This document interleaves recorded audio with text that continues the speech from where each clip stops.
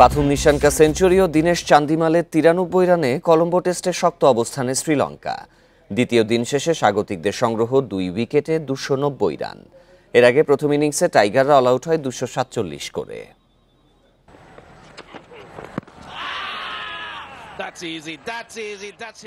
মূল ব্যাটাররা যেখানে ব্যর্থ, তাইজুল এবাদত আর কি করবেন? দ্বিতীয় দিনের প্রথম শিকার এবাদত।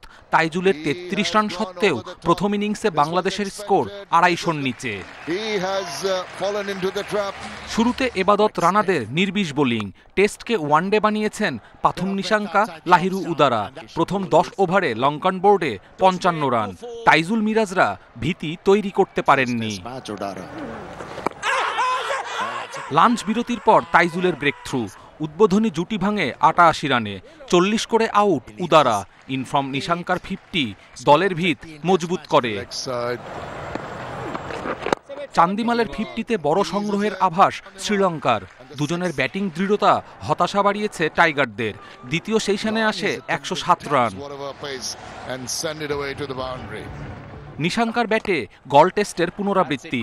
প্রথম ইনিংসে আরেকটা সেঞ্চুরি লঙ্কান ওপেনারের। বাংলাদেশের বিপক্ষে এটা তার দ্বিতীয়, ক্যারিয়ারে চতুর্থ।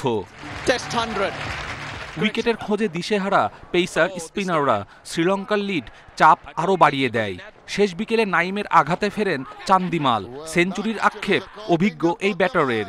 ক্যারিয়ারে প্রথমবার 90-এর ঘরে আউট হলেন।